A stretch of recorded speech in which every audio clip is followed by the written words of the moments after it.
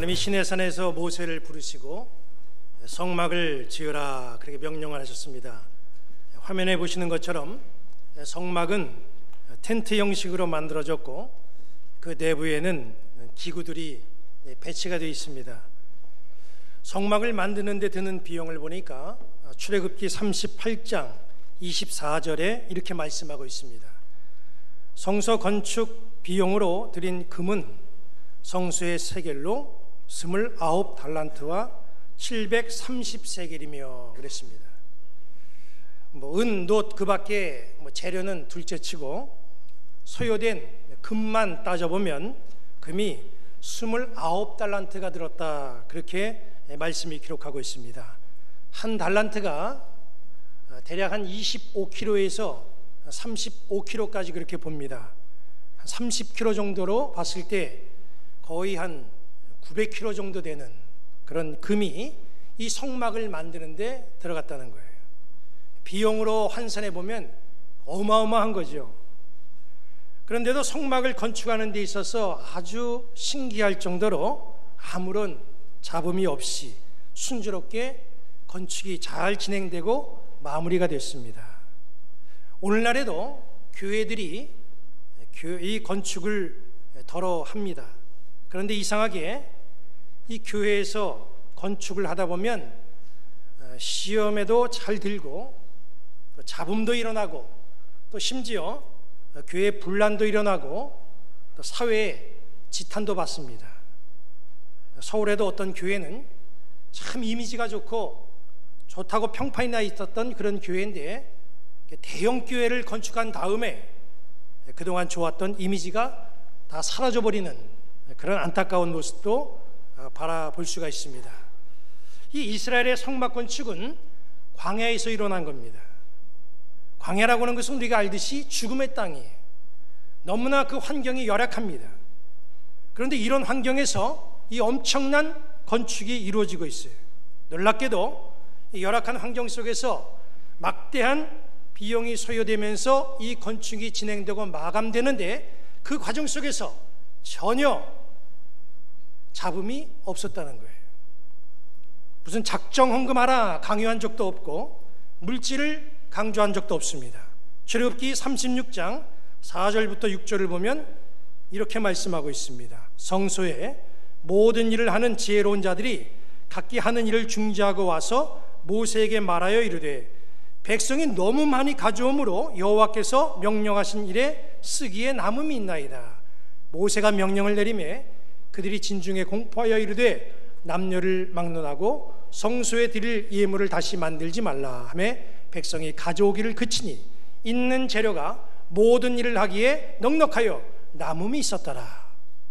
성막을 만들던 이 일꾼들이 일을 중지하고 모세에게 와서 건의합니다. 재료가 부족합니다. 비용이 부족합니다. 이래서 일을 중단하고 찾아와서 건의하는 것이 아니라 이게 물질이 남아도니까 제발 백성들에게 얘기해서 건축 비용 그만 가져오게 해달라, 이런 이상한 건의를 하는 거예요. 광야에서 성막을 건축하는 데는 비용이 아주 너무나 많이 들었는데도 불구하고 이게 다 충당되고 오히려 남아 돌아서 이 건축가들이 즐거운 비명을 지르고 있는 거예요. 모세에게 간곡하게 건의를 하는 겁니다. 제발 이제 물질 그만 가져오게 해달라고. 이런 현상을 우리가 어떻게 이해해야 됩니까? 오늘날 우리가 살아가는 이 시대는 광야 시대가 아니잖아요. 그 옛날 광야 시절과 한번 비교해보면 이 시대는 여건과 형편이 참 좋습니다. 광야 시절에는 사실 성막을 건축하는 그 일에 대해서 그 일을 제대로 추진하기가 참 힘든 그런 환경이었어요. 엄청난 비용이 드는 그런 공사인데도 불구하고 그런 어려운 환경 속에서 이 광야의 성막은 아무런 문제 없이 그대로 무리 없이 잘 건축이 됐던 거예요. 그런데 오늘날 광야 환경보다 훨씬 더 나은 환경이 오늘 살아가고 있는 이 땅의 환경인데도 교회 건축에 문제가 일어나고 마음이 나눠지고 이것 때문에 분란이 일어나는 그런 모습을 너무나 자주 본다는 것이죠. 그 이유가 뭐냐는 거예요. 우리가 생각할 때 혹시 믿음의 차이인가? 이런 생각을 제일 먼저 가질 수가 있습니다. 그런데 여러분, 광야 길을 가는 이스라엘의 믿음은요, 여기 앉은 우리보다도 그 믿음이 훨씬 더 좋지 않습니다. 이스라엘 사람들은 그들의 가는 길 속에서 하나님의 역사하심을 똑똑히 목도했어요. 그들이 애굽에서 살 때 하나님께서 10가지의 재앙을 내릴 때에 하나님의 위대하심을 친히 피부로 느꼈습니다. 홍해를 건널 때에 하나님의 능력을 봤어요. 그리고 아말렉과 싸울 때에 그들은 기도했던 그 역사 속에서 하나님의 위대함을 그들은 깨달았습니다. 반석에서 물이 솟아나올 때에 하나님의 기적도 봤지요. 그 사람들은 하나님의 역사를 눈앞에서 생생히 봤던 사람이에요. 그런데 우리는 어떻습니까? 우리는 사실 보지 않고 믿는 믿음 아니겠어요? 믿음은 바라는 것들이 실상이다 그러면서 우리는 안 보지만 주님 앞에 믿음으로 나아가고 순종하는 사람들입니다. 그런 걸 보면 사실 우리는 이스라엘 그 당시 광야 길을 걸어갔던 그 이스라엘 사람들보다 믿음이 훨씬 더 좋은 거예요. 은혜롭게 건축되느냐 아니냐, 이것은 가만히 보니까 그럼 믿음의 차이가 아니었다는 거죠. 그렇다면 요즘에는 이 건축 문제로 너무나 시끄럽고 잡음이 많은데 이 광야에서는 어떻게 했길래 이 성막을 만드는 데 있어서 아무런 잡음이 없이 아름답게 성막을 건축할 수 있었나? 그 비결이 무엇인가? 우리 한번 이것을 생각해 봐야 된다는 거예요. 출애굽기에 나와 있는 성막 이 건축의 과정을 여러분들이 자세히 읽어보시면 계속해서 반복되고 강조되는 말씀이 나옵니다. 그 말씀이 어떤 말씀이냐면 하나님이 보여주신 대로, 하나님의 방법대로, 이 말씀이 계속 나와요. 이 말씀이 건축 과정 속에서 계속해서 반복돼서 나오는 말씀입니다. 이게 무슨 뜻입니까? 성막 그리고 교회 건축, 여기에 성패는 믿음의 차이가 아니라 하나님이 보여주시는 대로 하는가, 하나님의 방법대로 했느냐 아니냐, 여기에 차이가 있었다는 거죠. 오늘날 우리 교회들이 깊이 생각해야 될 것은, 우리 믿음의 사람들이 기본적으로 입버릇처럼 하는 말이 있어요. 이건 뭐냐면 주님의 일입니다. 주님의 일이라고 생각하는, 그래서 진행하는 그런 모든 것들이 이게 하나님이 원하셔서 보여주신 것인지, 하나님의 방법대로 한 것인지, 아니면 나의 충동과 나의 욕망에 의해서 계획되고 행해지는 것인지, 이걸 생각할 줄 알아야 된다는 거예요. 옛날부터 오늘에 이르기까지 이 건축을 빙자해가지고 아주 인간의 더러운 욕망들이 얼마나 많이 있어 왔는지 알 수가 없어요. 그 중에 대표적인 사건, 대표적인 인물이 예수님 당시에 헤롯이라고 하는 사람입니다. 헤롯은 로마의 앞잡이요, 그리고 로마가 세운 유대의 분봉왕입니다.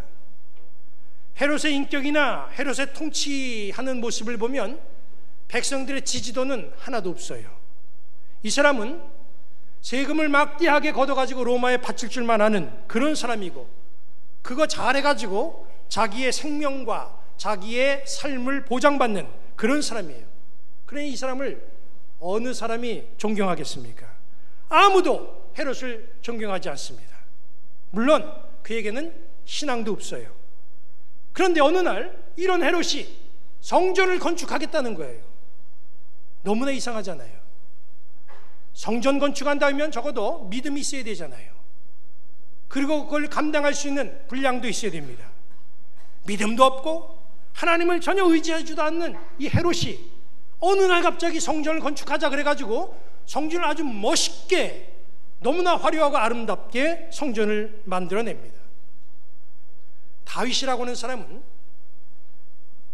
하나님을 중심으로 해서 우리가 어떻게 살아갈까 하는 그 생각에 성전을 만들면 백성들의 마음이 성전 중심적으로 해서 우리가 하나님 섬기는 데에 문제도 없고, 또 이 성전이 믿음의 구심점이 돼서 우리 모든 백성들이 한 마음으로 하나님 잘 섬기겠다, 이래서 다윗은 성전을 짓겠다라고 하는 꿈을 가졌고, 그 꿈이 그 아들 솔로몬 때에 이루어졌습니다.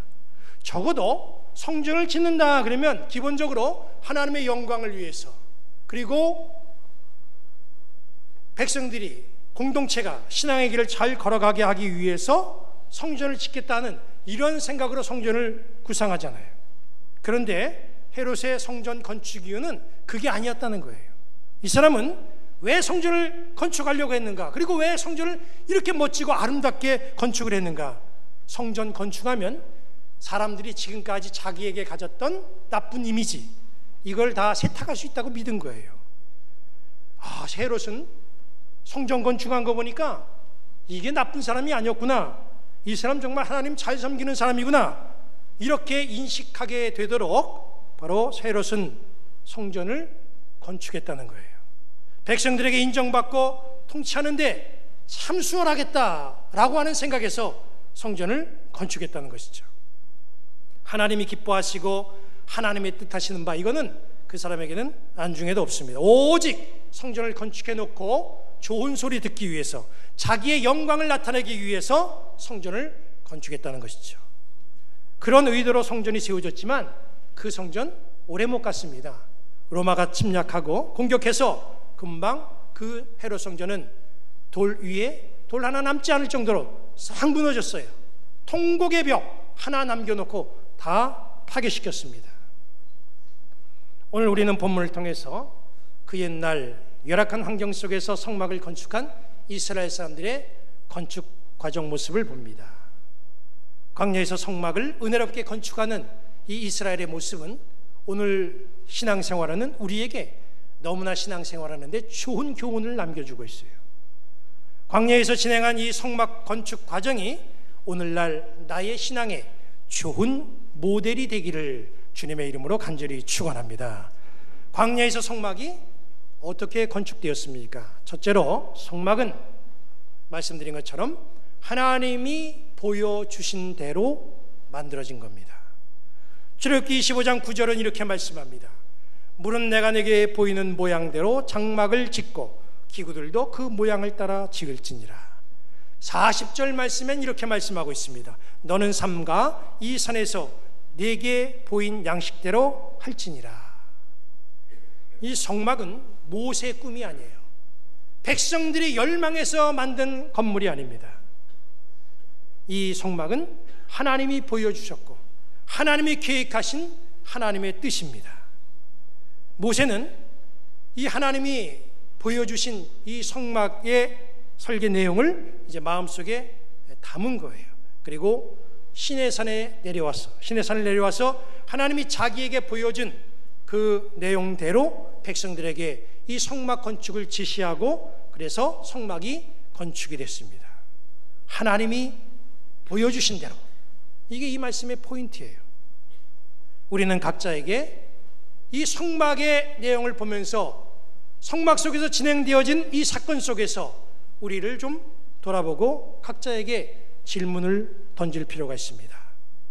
하나님의 일을 한다고 하는 나는 과연 하나님의 일을 하고 있는 건가? 내 일을 하고 있는 건가? 하나님이 보여주신 일을 하고 있는 건가? 내 생각대로 하고 있는 일인가? 하나님이 그 일을 나에게 보여주셨는데 나는 보여주신 방법대로 일을 진행하나? 본 것대로 하지 아니하고 내 마음대로 수정해서 이 일을 하고 있는가? 하나님이 보여주시는 대로 하나님의 방법대로 하나님의 일은 진행되어져야 됩니다. 중요한 건 하나님의 계획이 담긴 설계도를 우리가 볼 수 있어야 되죠. 그래야 그 방법대로 할 수 있는 거 아니겠어요? 어떻게 우리가 하나님의 설계도를 볼 수 있습니까? 기도밖에 없습니다. 성경을 보면 기도로 하늘의 뜻을 보고 그 뜻을 이룬 사람들이 나와요. 신약성경의 대표적인 사람을 꼽아보라고 한다면 베드로지요. 베드로는 기도 중에 환상을 봤습니다. 하늘에서 보자기가 내려오는데 보자기 안에는 율법에 먹어서는 안 되는 짐승들이 담겨져 있어요. 하늘에서 음성이 들려옵니다. 그 짐승들을 잡아먹어라. 그 율법에 나와 있는 먹지 못할 짐승이 누구를 뜻합니까? 이방인들을 뜻하는 거잖아요. 유대인들은 이방인들을 상대하지 않습니다. 예수님의 12제자도 다 유대인들이고 유대인 출신으로서 기독교인이 됐지만 여전히 유대적인 잔재가 그 속에 남아있어서 전도를 해도 복음을 전파해도 유대인들에게만 하지 이방인들에게는 이 사람들이 전파를 안 하는 거예요. 그때에 하늘에서 기도 중에 음성이 들려오고 환상이 보여진 겁니다. 그 환상을 보고 베드로는 고넬료, 이방인인 고넬료를 만나게 되지요. 고넬료라고는 이방인의 집에 가서 복음을 전하고 세례를 베풀고 구원의 역사를 이루어내서 본격적으로 이방인의 땅덩어리에 또 이방인의 마음속에 복음이 전파되는 기회를 만들어가게 됩니다. 바로 이런 일이 기도하는 베드로에게 하나님이 보여주셨기 때문에 가능했던 일이에요. 하나님의 계획을 우리가 기도로 알아내고 기도의 열매로 삶의 길을 열어가는 그런 지혜로운 성도들 되시기를 바랍니다. 두 번째로 성막은 그 건축 과정에서 변동된 것이 하나도 없어요.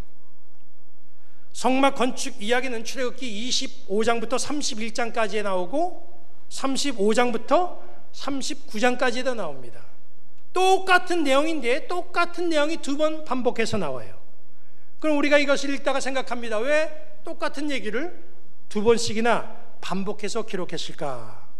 이런 의문을 가질 수가 있어요. 출애굽기 25장부터 나오는 성막 건축 이야기는 하나님이 모세에게 이렇게 성막을 만들라 지시하신 설계도예요. 출애굽기 35장부터 39장까지 나오는 성막 이야기는 하나님의 설계도를 받아든 이 모세가 백성들에게 건축을 지시한 내용입니다. 그런데 하나님이 모세에게 보여준 설계도와 모세가 백성에게 지시한 그 내용이 하나도 틀림이 없어요. 그대로 진행이 됐다는 거예요. 건축에 관련되신 분들은 아시겠지만 간혹 설계도대로 이루어지지 않는 그런 건축들도 있습니다. 일을 진행하다가 아이디어가 바뀌어가지고 설계도대로 하지 않는 경우가 있습니다. 또 건축 자재 단가를 조정하기 위해서 설계도를 변경시켜야만 되는 그런 경우도 있어요. 건물에 화재가 나거나 건물이 붕괴되거나 하자가 생기면 조사하는 것 가운데 제일 먼저 우선적으로 살펴보는 게 설계도입니다. 이 건물이 설계도대로 지어진 건물인가? 대부분 문제가 일어난 것은 어디서 문제가 되냐 하면 설계도대로 지어지지 않았기 때문에 문제예요. 더 큰 문제는 설계도대로 하지 않는 것을 묵인해 주는 조건으로 금품을 받는 경우도 있다는 거예요. 이런 문제 때문에 건축 사고가 나서 언론에 공개가 되고 망신을 당하는 경우도 있습니다. 광야에서 건축된 성막의 경우는 어떻습니까? 하나님은 모세에게 설계도를 보여주셨고 모세는 가감없이 그 설계도 그대로 백성들에게 건축을 지시했어요. 우리가 생각할 때에 이게 뭐가 이렇게 큰 문제인가? 이게 뭐가 이렇게 대단한 건가? 하나님이 모세에게 말씀하셨고 모세가 백성들에게 그대로 건축했다고 하는 거 이게 뭐가 이렇게 특이한가 할지 모르지만 우리가 그 당시에 그 상황에 모세의 입장에 서 있다고 한다면 이게 사실은 그렇게 쉬운 문제가 아닙니다. 모세가 하나님으로부터 건축 설계를 들었을 때에 사실 모세의 마음속에는 부담도 들었습니다. 왜냐하면 이스라엘 백성들이 이게 어떤 사람들이에요?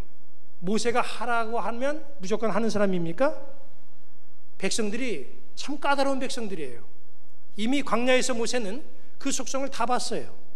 조금만 문제 생기면 그냥 불평하고 원망하는 사람들이 이스라엘 백성들이라는 거 모세는 너무나 잘 압니다.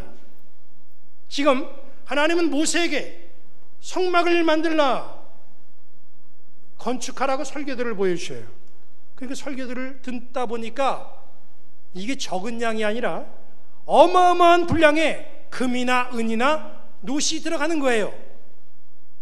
이걸 백성들에게 구하라고 하나님이 지시하시는데 모세가 얼마나 마음이 무거웠겠습니까? 모세가 백성들이 너무나 까탈스러운 거 잘 알잖아요.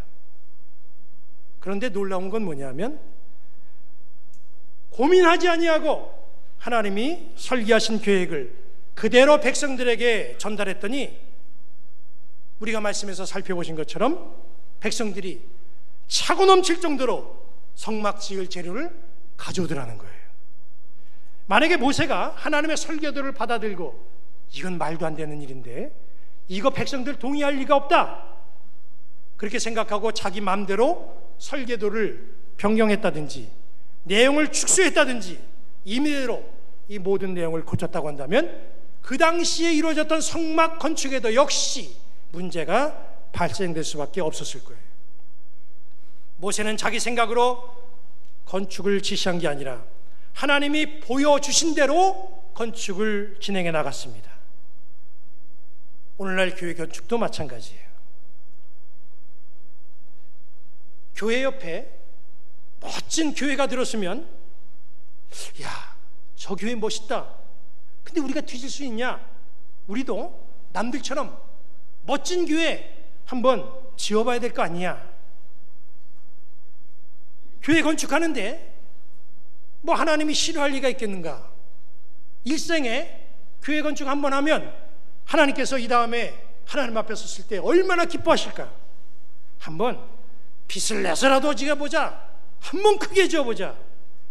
그래 놓고 져가지고 건축은 해놨는데 빚 감당하지 못하니까 집분자 세우는데 건축원금을 받아내는 그런 교회도 우리 한국 교회에 덜어 있습니다.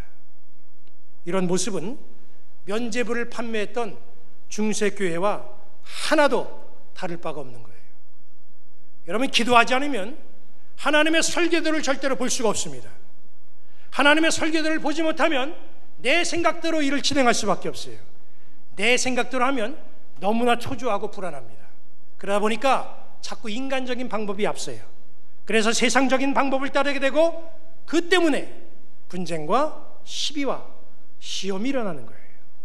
그리고 더 나아가서 세상에 비난을 받고 복음의 길까지도 막아버리는 그러한 결과를 만들어버립니다.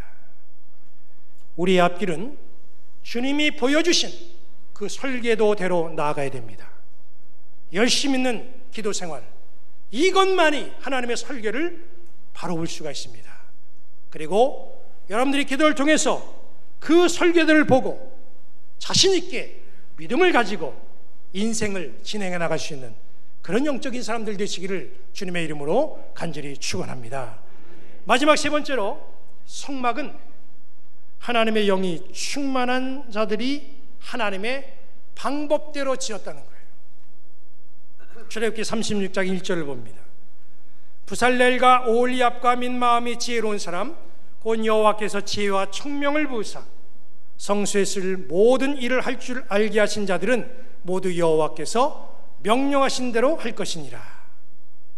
부살렐과 오홀리압은 하나님의 영이 충만한 자들이었고 성막 건축에 동원된 일꾼이었습니다. 이 두 사람은 건축함에 있어서 세상적인 지식, 세상의 지혜, 세상의 건축 방법대로 성막을 건축하지 않았습니다. 오직 하나님께서 주신 설계도대로 그대로 성막을 건축해 나갔어요. 하나님의 방법이 아닌 세상의 방법이 앞서면 건축하는 중에도 문제가 발생될 수가 있어요. 제가 목회하던 곳에 처음 교회에 부임을 하게 됐는데 그 부임했더니 그 교회 옆에 아주 교육관을 아름답게 잘 지었어요.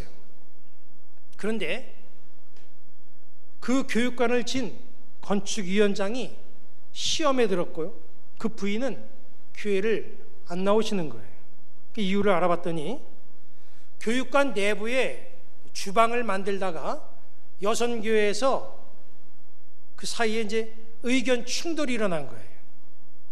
한쪽은 주방 바닥은 장판을 깔아서 거기에 편히 앉아가지고 마늘도 까고 파도 다듬고 이래야 된다. 그래서 장판을 깔자. 이렇게 이제 주장하는 여성교회 회원들이 있었어요.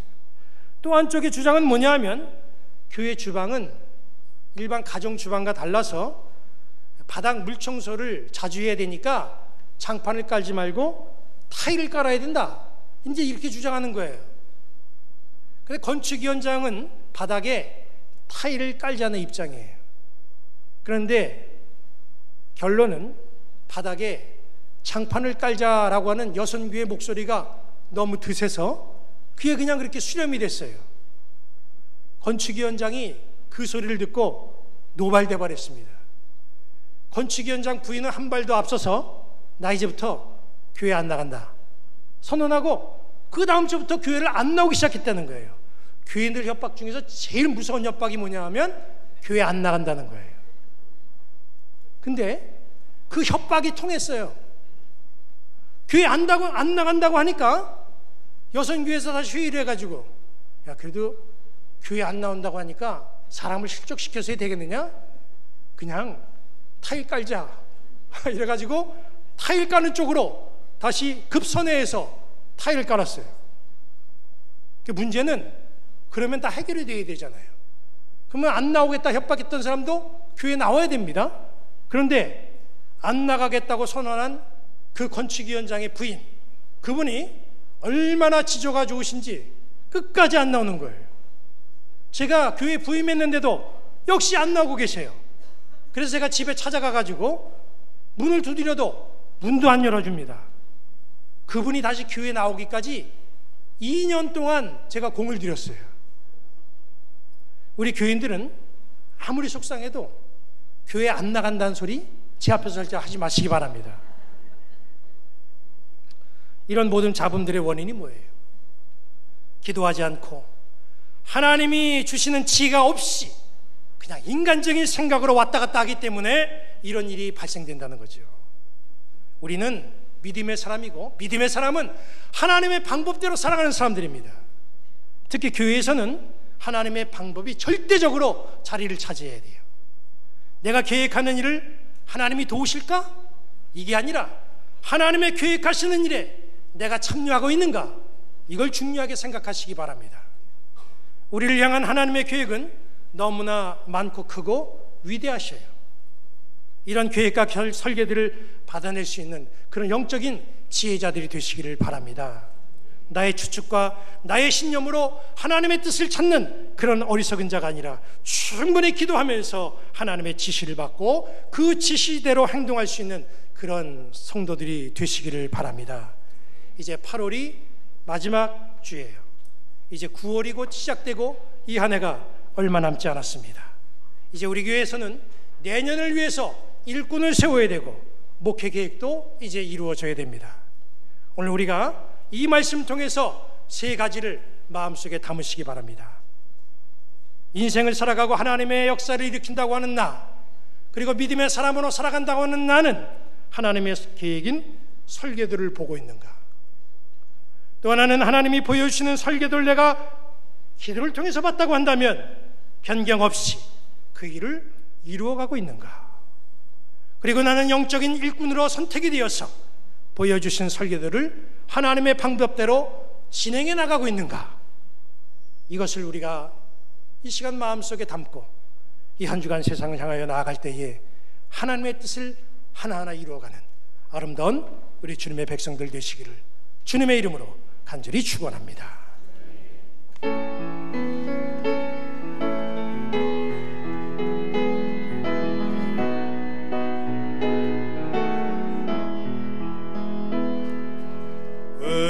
우리에게 향하신 여호와의 인자하심이 크고 크도다 크시도다 크고 크도다 크시도다 우리에게 향하신 여호와의 진실하심이